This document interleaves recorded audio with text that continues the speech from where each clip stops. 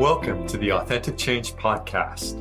I'm Mike Horn, your host, and this podcast is for leaders and coaches who need and want fresh perspectives on what it means to live and to lead authentically. You're a leader who wants to make a difference, but sometimes you feel stuck. You know there's more to life and to leadership than what you're currently experiencing. It can be tough to figure out how to grow as a leader. You might be reading all the blogs and books, but it still feels like you're not making progress. You might even be feeling like you're doing everything wrong. On Authentic Change with Mike Horn, we interview experts who share their insights on how to live and lead authentically. Our guests are trendsetters in building great leaders, teams, and organizations. We provide fresh perspectives on what it means to live with purpose and authenticity. Welcome to this episode of the Authentic Change Podcast. Welcome to this episode of the Authentic Change with Mike Horn podcast. I am absolutely delighted to have in our virtual studio today, Jann Freed, Dr. Jann Freed, who is a leadership development and change management consultant with the Genesis Group. But what I'm most excited to talk about is one of Jann's publications, her book, Living Your Best Life. And for everyone in our audience who are on the journey to authentic leadership or helping others on their journey to authentic leadership, I think we have a lot to learn from Jann's work on living your best life. To that extent, I want to talk about and dig into the issues of legacies and how we create our value in the world. So with all of that said, Jann, welcome. And I wonder if you could say a few words to our audience to introduce yourself, to describe yourself. Sure. Well, thank you very much. I'm honored to be here. And so thank you for inviting me to be a guest. My first career was as a college professor. So I spent 30 years teaching business management and leadership in a small liberal arts college in Iowa. And after 30 years, I decided, I want to practice what I'm preaching, what I'm teaching. And so I did join a leadership development firm called the Genesis Group, but do most of the work on my own. But I do have colleagues when I need them and want them, and that's very nice. And so I've written actually 6 books, only 2 by myself. The others were co-authored. And the last 2 books really focused on leadership. One was called Leading with Wisdom, Sage Advice from 100 Experts.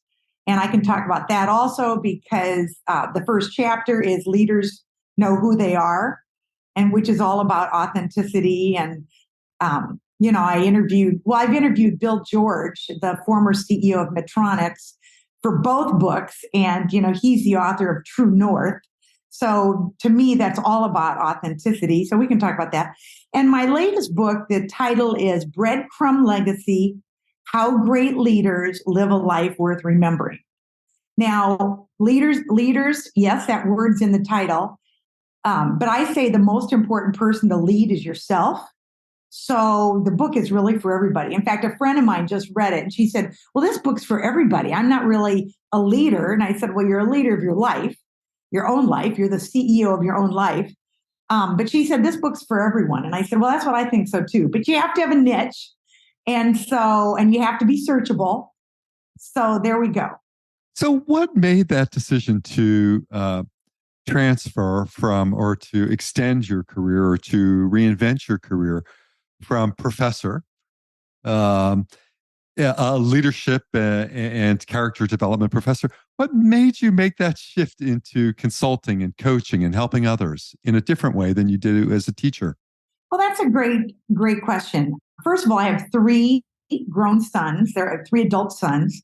And so when they got out of college, I thought, I had to drive an hour each way. Now, when I say an hour each way in Iowa, I'm talking 50 miles each way, 100 miles a day. We don't live in New York. I don't live in New York City, and traffic isn't bad here. So when I say an hour, I mean I am moving. And after 30 years of driving 2 hours a day, the older I got, the more I say that was a bigger life expectancy of my those 2 hours were a bigger percentage of my life expectancy that I could never get that time back. And so I thought, I want to be better utilizing that time. And I also wanted to, give forward. And what I mean by that is, get really involved in the community and make a difference for people and the community going forward. And I couldn't do that when I worked out of town. So it was really kind of personal reasons. Now I teach a graduate course for the University of Iowa, and I've done that for a decade, but that was always on Zoom. So we were kind of ahead of the time. But I just teach one course a year. And now I look at my coaching, my workshops, my speaking. That's just another way of teaching.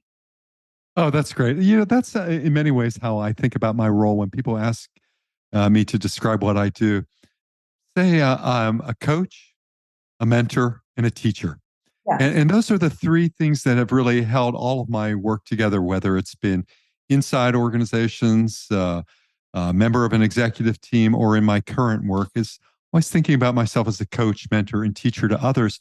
I'm curious, though, about what is vision-based strategic planning. Tell us about that. Our audience would have great interest in that. Okay. Well, that's a concept that the Genesis Group kind of trademarked in terms of when we do strategic planning, and even when we coach individuals, we spend a lot of time helping people and helping organizations really focus on their vision, meaning where do you want to go? Who do you want to be? Who do you want to become? What kind of organization do you want to become? And we spend a lot of time on vision in the strategic planning process, again, both for individuals and organizations. And then once people are clear on, and the vision, is 10, 15 years out, what do you see yourself becoming? What do you really want to do? And then once that people are clear on that vision, then it's easier to really focus on, well, how are we going to get there? And what do we need to be doing in 3-year increments, thinking, 3 years and then again 3 years, updating the plan so that how are we moving in that direction? I often use the metaphor, if your listeners have ever done any sailing, sailing on the ocean. We had a good friend who would captain his own boat and invite us along. And, he'd always say, okay, now find something in the horizon. And that's where we're going, but it's not going to be a straight line. We have to take into consideration the environment, the winds, the waves, the current, whatever. And so, I kind of look at strategic planning as, whether you're talking about your own life or the organization, the vision is so far out, but it's inspiring. That's where I want, I often say that if I could have anybody's job, there are 2 people that I really kind of think, 3 people I often think of. One is Terry Gross of NPR. Another is Krista Tippett of On Being. And that I think is sponsored by Minnesota Public Radio. And then Dr. Ruth, the sex therapist. And the first 2 I mentioned, Krista and Terry Gross, because I love to interview people. And I have my own podcast. I have a monthly podcast called Becoming a Sage, where I interview people about wisdom about life. And I mentioned Dr. Ruth, the sex therapist, because she's 94 and she's still writing, speaking. And, I hope to do that too.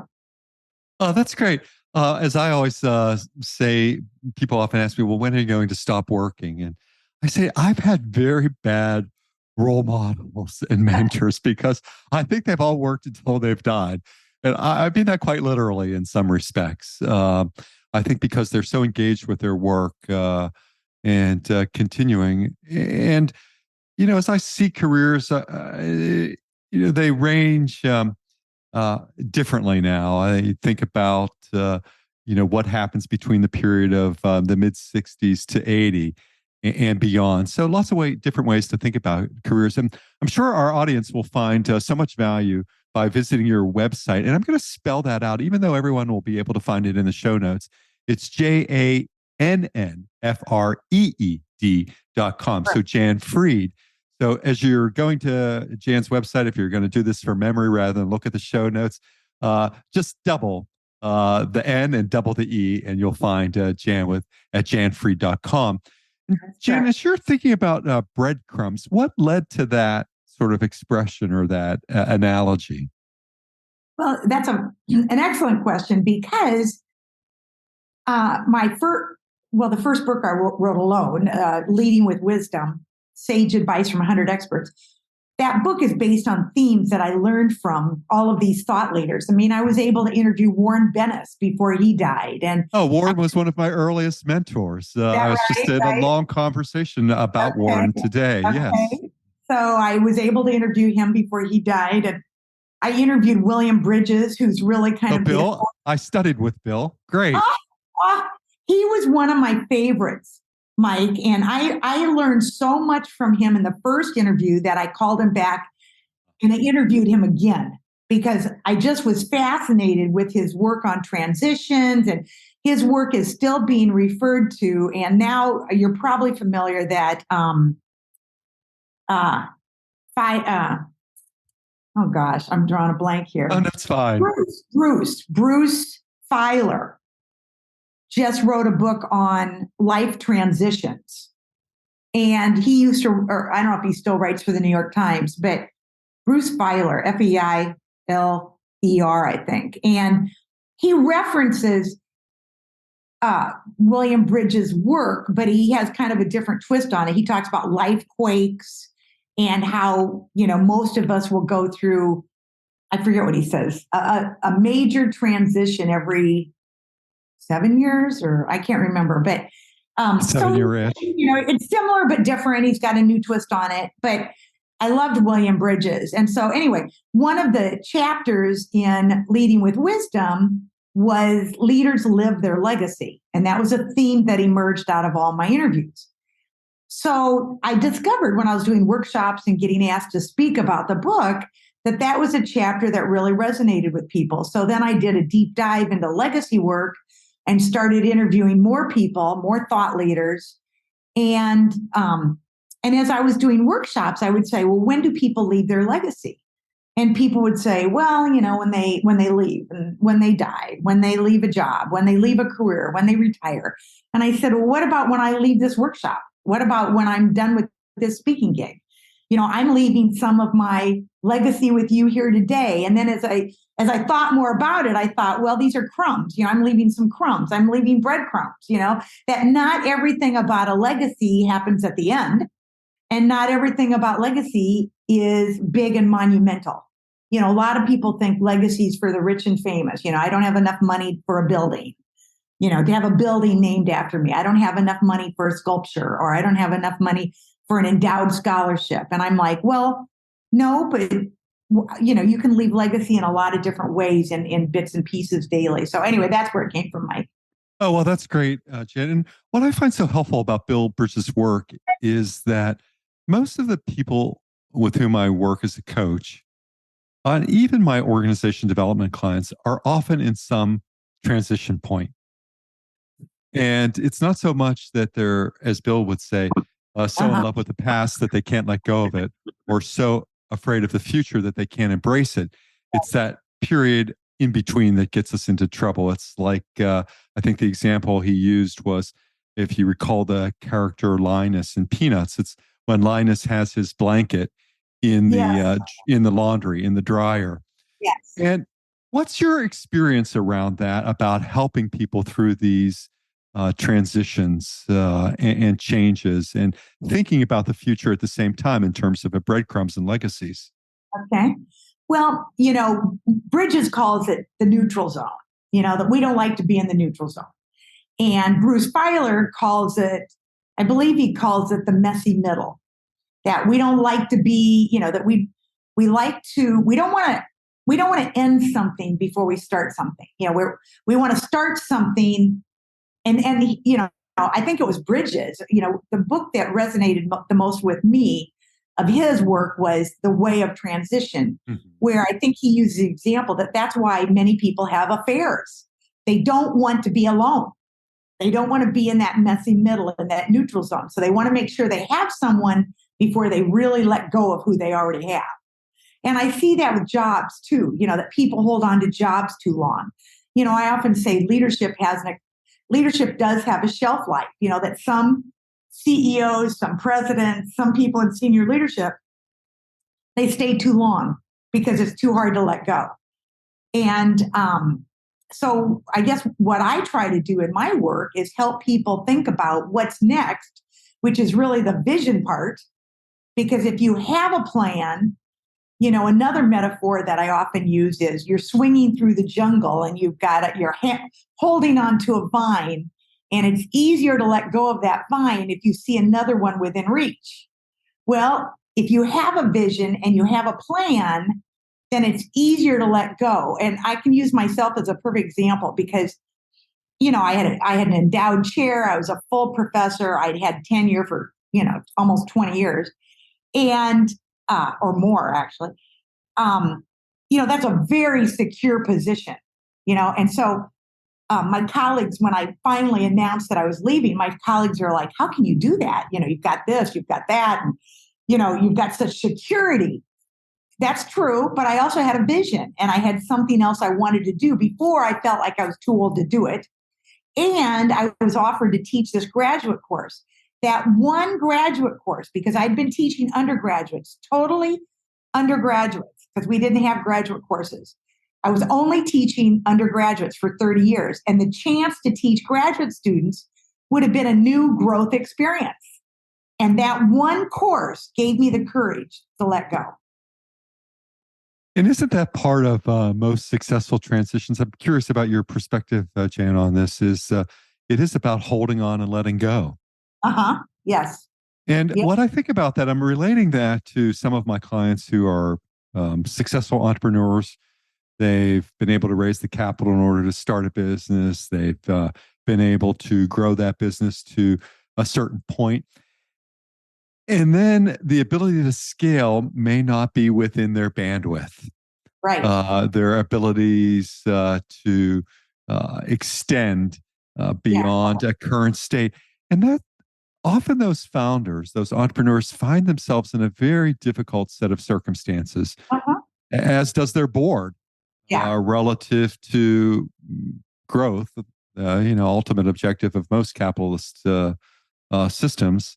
Yeah. How do you sort of begin to think about that as well in transitions that are extremely difficult, particularly for founders? Yeah. No, that's a tough question. I think Steve Jobs was the classic example of someone who was so visionary and so creative that, that he was even asked to leave, for a while, and then he went back. So, but I think it's always important, and too many leaders don't do this. I think it's important to surround yourself with people that complement you so that you really do build a team. Because because you're the founder or the CEO or president, whatever you want to call it, that doesn't mean that you can do everything. So you need, and you can't be threatened by people. Like I always admire people that, I think it was Warren Buffett that said, hire people who are smarter than you. Surround yourself with people who are smarter.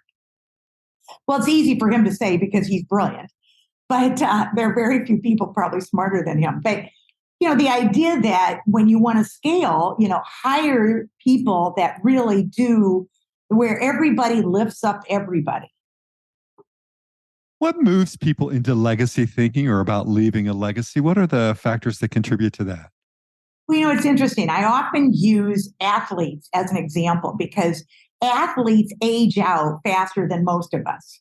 How many people, how long have people, before Roger Federer retired officially, how many people said, when's Roger going to retire? How long is he going to keep playing? Or Serena, when will Serena be done? When will she retire? And everybody was trying to predict. Or even Tom Brady. Look how tough it is to leave because he came back again. Now, whether that really was the straw that broke the marriage, I don't know. Okay. But he couldn't let go. He could not let go. And then he went back and won a Super Bowl. The first time he was with Tampa Bay. Yes. So, it's hard to let go. So I think, athletes have to think about their legacy earlier than most people, I think. But what I'm trying to do with my book and the work that I'm doing is say, we need to be thinking about it all the time because we are leaving it all the time. And it doesn't just happen at the end or when we're older or when when we have more money. No, it happens all the time. And a legacy can be good and it can be bad. We may not be, when I first started this work, Mike, I just went into this thinking legacy is good. Well, it's not always good. And we've seen people fall from grace. We saw Tiger Woods fall from grace overnight, and now he's kind of working his way back. People are cheering for him again and they want him to come back. And, he certainly has had his challenges and admitted those. Okay. So, we've seen people fall from grace. Now, what's interesting is we've seen a lot of young people create a very important, well, I shouldn't say important, create a significant legacy and fall fast. And I'm talking about Elizabeth Holmes of Theranos, or Sam Bankman-Fried, or Fried Bankman, I can't remember, of crypto, or we've seen, Adam Newman of WeWork. These people not only had documentaries made about them, but movies made about them. I mean, they were just like, they took off, just like rockets, and then boom, and I think a lot of it was greed, ego, not willing to admit mistakes. So anyway, the point is we're leaving it all the time. And I had someone ask me after I gave a talk, someone said, well, don't you think it's, really kind of self-centered that you're thinking about your legacy all the time? And I said, well, look at it this way. Instead of legacy, think about impact. What kind of impact am I having on others? And why wouldn't you want to think about leaving a very intentional impact rather than just being careless? Is this idea about thinking about legacy, is it a way that we begin to find meaning and purpose in life to start early on this?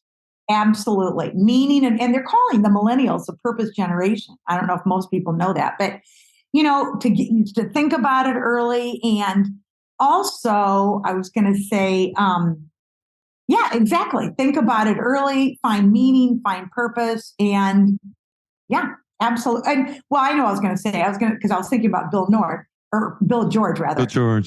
Bill George, true north. I think it can be your moral compass. I think it can be your guiding light. I think it can prevent you from having road rage. Yes. It can keep you on the right path. I think a lot of work that we do as coaches, particularly for people who are in transition or teams that are in transition or organizations in transition, is we work on moving from probability to possibility. Mm-hmm. And part of that, requires an assessment of your current state and where you are, so that you can get to the next destination. Maybe as Marshall Goldsmith said, what got you here won't keep you there. Right. I interviewed Marshall for my book. Oh yeah, Marshall endorsed my most recent book, so I was happy about that. As we think about these transition points, what I often find is that there has to be some sort of dissatisfaction. Some of my clients come to me because they're dissatisfied with the way they're showing up at work and they want to establish some goals. Some come to me because they've been put in a penalty box by their employer. Some behaviors have, they say, you really need to change in this regard. So I often find that dissatisfaction plus a vision, another topic, plus a series of first steps. I mean, so important in creating and signaling change. So where do you start with this breadcrumb idea? If I was, I was interested, I'm curious in Jann's ideas. I think they're well-founded. How do I know where to start? Well, I think you start small, and I think you start today, And I think you just say, what can I do today that might make a difference? Or what do I care about today that I could, get involved with? When you were talking earlier about, people working forever and, not one, I say on my podcast, Mike, that I'm out to retire the word retirement. A great point. Yeah, right. Yeah, that, we're not retiring, but we're moving on to something else. And what is it you want to move on to? And that can be your vision. Because I define work as contribution. So how can you take your skills and contribute? Now, you might contribute in an encore career, which would be paid. You might contribute in a part-time, or you might contribute as a volunteer, whatever. I mean, how might you continue to contribute your gifts? And so I say start today. And what is it that would give you meaning? And think, I got this term from Richard Leiter, who's one of my mentors in this work. But Richard Leiter out of Minneapolis, he's kind of known as the purpose guy. Mm-hmm. But he says too many people think of purpose with a big P, but think of it as a little p. What could you do today that you would feel really good about? Yes, I often thought that, on my doctoral journey, and sort of what I was advised by my mentor at that time was, think about big R research and think about small R research. Yeah, that's true. But I love some of the conclusions that you've drawn from your experience, and there are three of them that are worth pointing out. Your first conclusion about leading and life is that it's hard to be a good leader if you're not a good person. That's true. A first observation. Yeah, I think a second observation that you've made is that leadership development is really personal development. That's true. And as you stated earlier in the podcast, the most important person to lead is oneself. Yes. So in our work on authentic leadership, I think that we think about bringing more of who you are to what you do, bringing your best to every situation, about working with trust and authenticity. Mm-hmm. And a lot of that grows out of self-awareness and as a starting point. How do you spark that, or how do you begin to catalyze self-awareness as an important part in any of these conclusions you've reached? Leading yourself, personal development, be a good person. How do you catalyze and spark that for people? Well, it's tough. I mean, I think I'm sure you're familiar with Carol Dweck's work on mindset. So I really think people have to understand and develop a growth mindset. Like I've written, 2 or 3 books and several articles on continuous improvement, particularly continuous improvement in higher education. But I was so immersed in continuous improvement that I would say to my students, I have continuous improvement in my bloodstream. Like, I want your feedback. If this class can be better, I need to know it. Please share it with me. And I have all kinds of feedback mechanisms and systems. And students, once they knew there were no repercussions, because I said, the only thing that will bother me is if you say, this is a lousy course or this is a bad course. You can say that, but tell me how to make it better. If you tell me how to make it better, I'm fine with that. Okay. And once they knew that they could do that and there were no repercussions, students would start sending me emails like, I think it would be better if we arrange the tables this way and then use the last 10 minutes to do X, Y, Z. And, it was really, and I could tell that they really felt comfortable when they would do those kinds of things. And so I think you have to have a growth mindset, which to me is all about wanting to be better. And when you seriously want to be better, then you have to say to yourself, okay, what are my strengths? And just like Marcus Buckingham, I do think it's best to play to your strengths. But what are those areas that I could improve that would really either strengthen my strengths even, or, I could minimize, some of my opportunities for improvement or weaknesses, whatever, challenges. But I think you have to have a growth mindset. And I think that in addition to the growth mindset, you cannot be defensive. You can't be defensive. You have to be open to feedback, and you have to want it, and you have to want to think about it. Like I used to say to the students, and I still do in my graduate course, I'm not going to probably do everything that you want me to do, but I'll tell you why I am or not doing it. Okay. So if I would hear themes, I would say, there are several things that I heard, and I'm going to make changes based on that. And here's what I'm going to do. I also heard this. Now, students like to say less papers, you know, less reading, and I'd say, well, we don't get better at something by practicing it less. So I said, I'm probably not going to decrease the amount of writing in this course. But I do think that maybe the reading is a little overwhelming, so I might be willing to cut back on XYZ. But I would tell them why I was not doing it. But, you can't be defensive. You have to be open to feedback, and you have to want to get better. It's so true. I mean, it is this learning journey, this ability to perhaps to see ourselves beyond our current state. Yes. Or for some of my clients, it's about stepping into your potential. Sure. And abandoning that self-critic. And I'm curious as to how you, Jann, help clients to define leadership for themselves. We talked earlier about Warren Bennis. Warren at his most cynical moments would say that on leadership, never has so much been written about so little. Uh-huh. And, here was an individual who had a number of, New York Times bestsellers and, often acknowledged as a thought leader in the leadership field. And yet, I think about how some are now defining leadership. Maybe it has two elements. It has the element of care.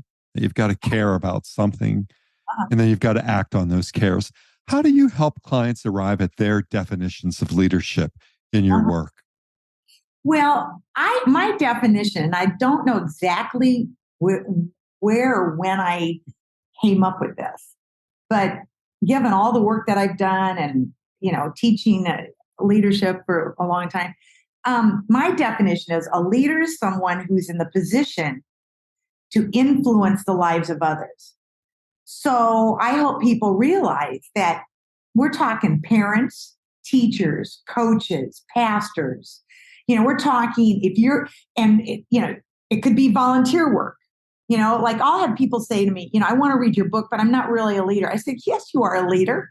You're a parent. You're involved in your church if you're in a position to influence the lives of others. And one of the reasons I think I coined that phrase or that definition is because I believe that how leaders treat others at work influences how others go home and treat others.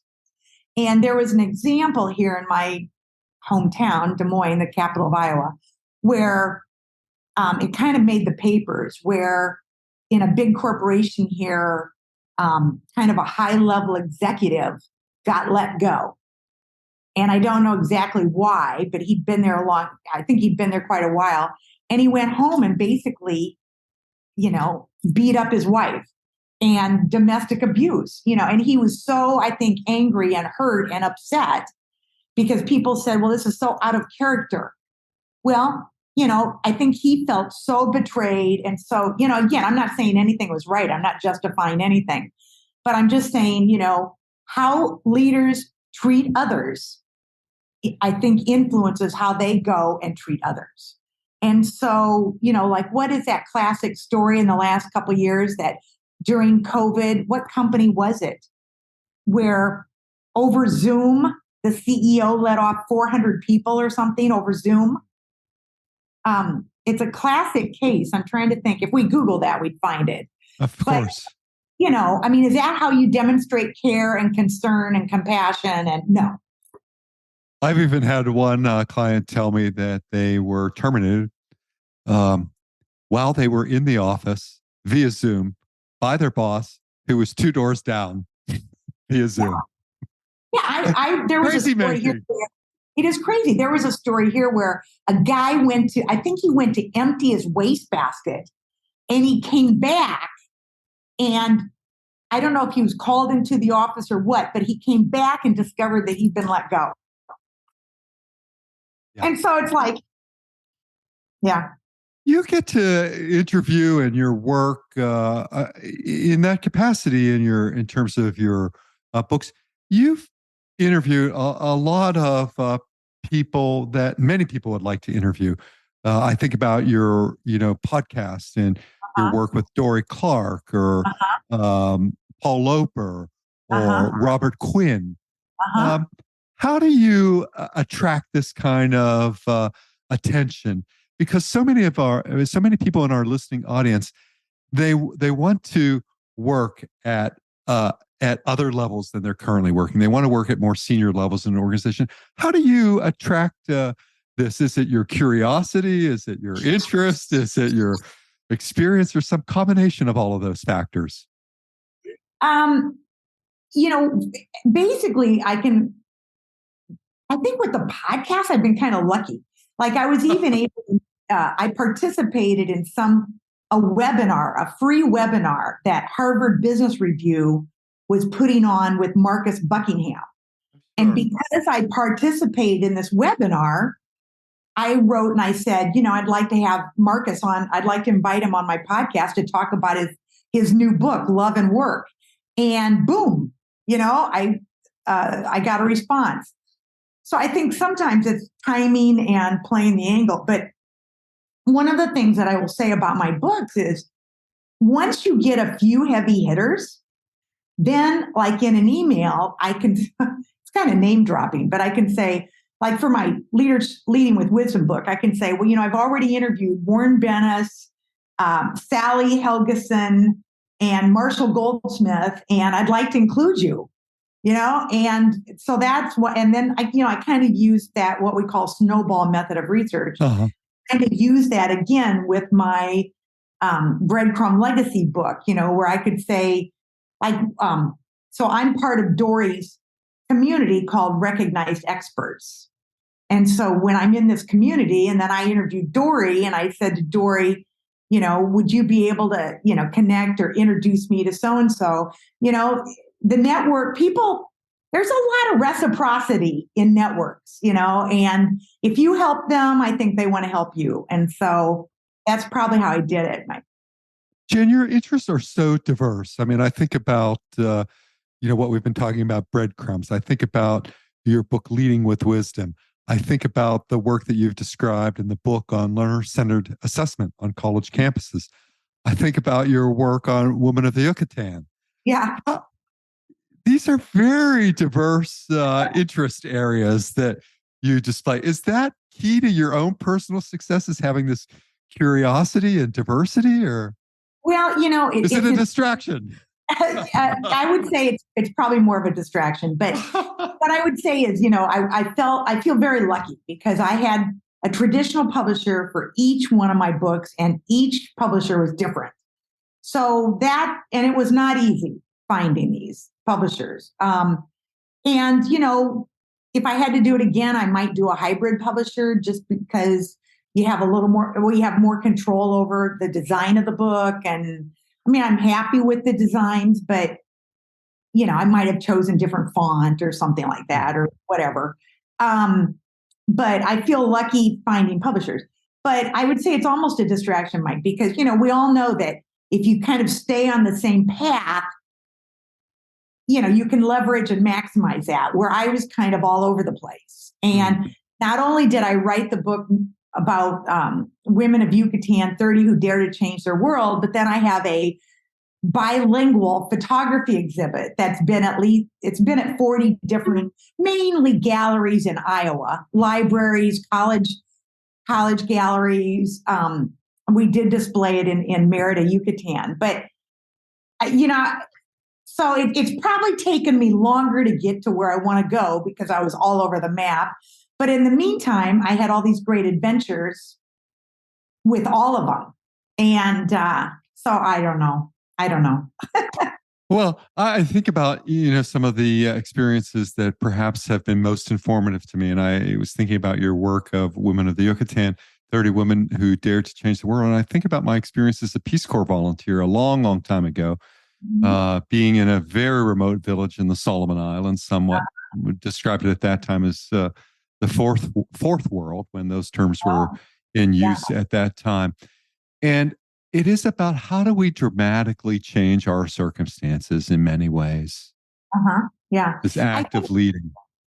Right. I think for me, I attribute it all back to, having gone to a liberal arts college, because even though I was a business management major, I almost had an art minor. I think I did have a Spanish minor. I almost had, whatever. I mean, I just had all these interests.